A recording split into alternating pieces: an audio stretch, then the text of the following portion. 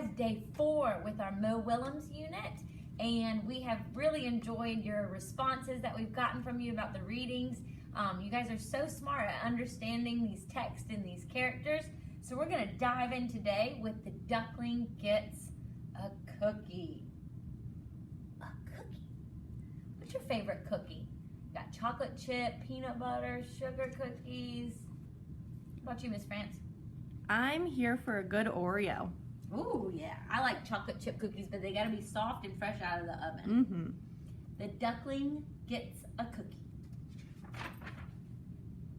Yum. Man, those look good. Almost looks like chocolate chip with maybe caramel pieces. Oh, yeah, that sounds delicious. I do not like the look of that title. The duckling gets a cookie?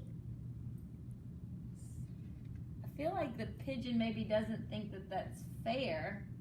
But if I compare it and think about the hot dog story, the pigeon shared the hot dog, so maybe we'll have a duckling sharing a cookie today. Who knows? Let's see. Hello, Scooty Scoot Scoot. May I have a cookie, please? Oh, thanks.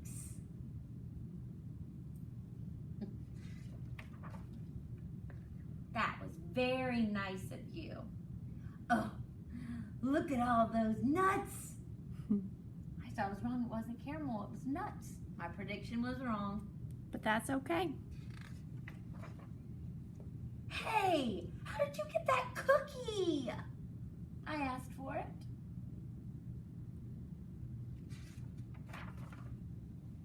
You asked for it politely. Say, does that cookie have nuts? Yes.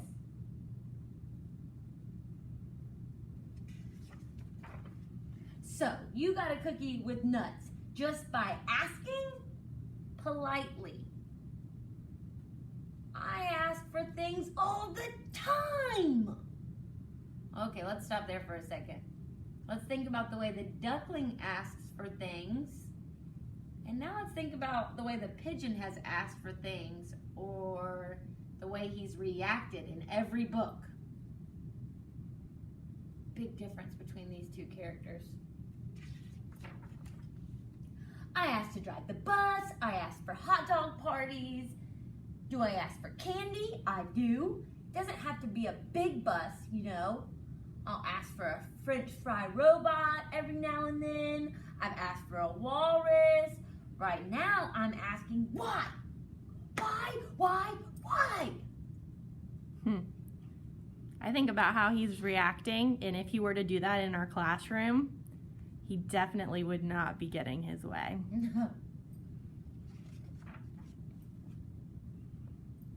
Oh, there's more. Sometimes I ask for a hug, or I'll ask for one more story. I can't count the times that I've asked for my own personal iceberg. I asked to stay up late.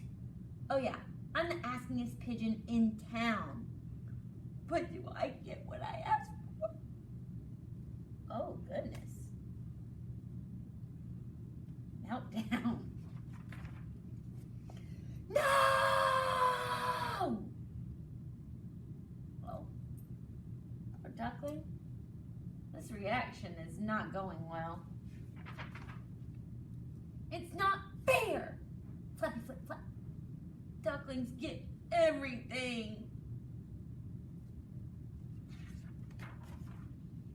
Pigeons like cookies too, especially with nuts. Why did you get that cookie? He's scaring that duckling. I like when he is frustrated, the author puts this little dark cloud above him, like almost to show just his level of frustration. All right, so here's the duckling. So I could give it to you. And another thing.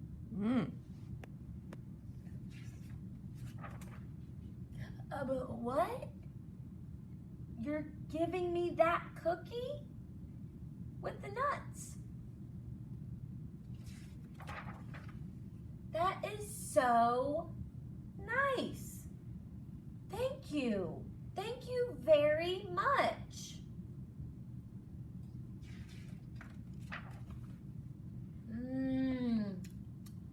That's one cool duckling.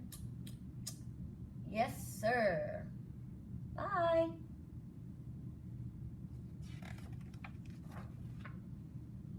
May I have another cookie, please?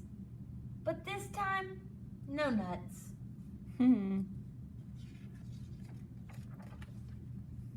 So it looks like he just wanted the chocolate chip cookie. Man, what a good story. I like that story today. I'm not very happy with that pigeon though.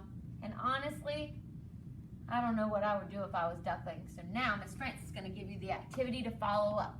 So listen carefully to the directions and then remember to hit pause and then we'll talk about our answers, okay? All right, hello, and we are coming live from my classroom. I'm so excited to be in here and teaching to you guys and having my smart board back. I've missed this so much. I do want you to take a second because I know it is really hard not being here and working from home, which you guys have been doing an amazing job. But think about how sometimes all of this can seem really overwhelming and frustrating, just like the pigeon, how he got really frustrated. And know that just like myself and Miss Brooks and your parents, we're doing the best that we can. And I want you to think about sometimes when you get frustrated, especially at home, maybe to your parents or your grandma or your grandpa, think about how you're reacting and if that's truly the best way to get what you want. Know that we all love you and the duckling is how we should all be behaving. All right, so let's go ahead and break down some character traits. What are some words that we could use to describe the duckling? What are some words we could use to describe the duckling? Now, when I think of the duckling, Miss Brooks, and I got it straight from the story after she was reading it, was the word polite. So if I were to describe the duckling, I would say he is very polite. Now, if he was polite, how could we describe the pigeon? What would be the opposite? Not the same as the word polite. How would we describe the pigeon? Remember, guys, what we're doing right now is compare, contrast. I think, Miss Brooks, what would you use to describe the pigeon? Man, there's so many words going through my head, but I mean, really the opposite of rude and all in all the way to describe. There you go. Rude. We could say, what else would be some good ones? Looking back through. Think about how the duckling was acting and how the pigeon was acting. Take a minute and think of some more character traits that you could use to describe them. And when we look back here, we had done some character traits describing Goldilocks. And remember, some of the words that we used was she's pretty, she was naughty, she had gold hair, she was very curious, she was hungry. Ooh, that might be a good one that we could use for the pigeon. And for the duckling, that might be one that goes in the middle of our circle. She was small and tired. So not only is it describing her personality, but also the way that she looks. So let's go back now that we kind of refreshed our brains on that. I'm gonna say they're both birds. We know they're both hungry because they both wanted a cookie. What was the difference between the two cookies that we noticed at the end? The pigeon wanted the one with nuts, while the duckling just wanted a regular chocolate chip cookie.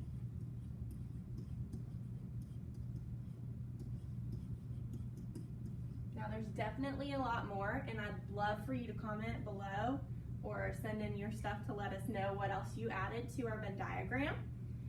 But now, the last thing that we're going to do is we're going to talk about perspective. So as writers and readers and as authors, we often write from our own perspective. So if I was talking about the duckling's perspective, that means if I was in his shoes, how I would be feeling about something. Now, am I the same as a duckling from the story? No, I'm Miss France.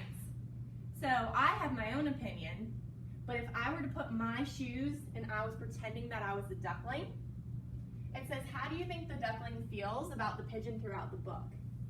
So if I were to think, how do you think the duckling is feeling about the pigeon? She wasn't getting frustrated. She was being very, very kind the whole entire time, but she probably thought the pigeon was acting a little ridiculous. So I'm going to write, how do you think the duckling feels about the penguin throughout the book? Did it change from the beginning of the story by the end of the story? You have the option to either write from the duckling's perspective, or now I'm going to switch it, and you can either write from the pigeon's perspective. How do you think the pigeon feels about the duckling throughout the story? Now, do you think his opinion changed from the beginning of the story to the end? Because remember, when the pigeon first started, he found out that the duckling had a cookie. And how did he feel about that?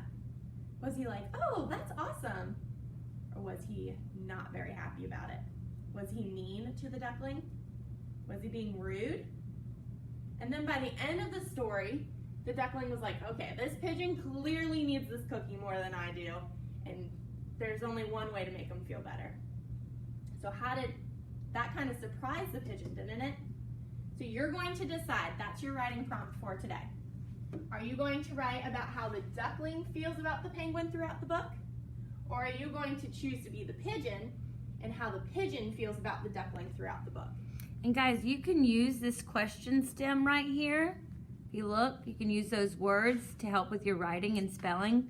Remember, a lot of times you'll see these tricky words in the question stem, and you can use those words to help you with your spelling. Because sometimes I forget how to spell words, and then I remember they're literally right here on the same page. So then I can just copy them down. That's not cheating. Miss Espy, can you meet Miss Martha at the shed? Miss Espy to the shed. This is also called restating the question, where Miss France is using the words from the question stem and just copying them down. So how do you think the duckling feels about the pigeon throughout the book? I think the duckling feels, and then you finish that sentence. Or you can do it for the pigeon. You can also use the word because to extend your thinking, and you can also end with the extension that Miss France is writing by the end of the story. So you can kind of do a comparing, if you were the duckling or pigeon, how you felt by the beginning and then how you felt at the end of the story. Remember, you can send your responses through voice. You can write down things and take a picture, or you can just record your thinking. Either works. But do make sure you're getting some writing practice, even if it's not for this activity. Any writing practice is good practice, because when we come back to school, we can't wait to see all that you have done. We miss you guys. Bye. Hope you're having a great day.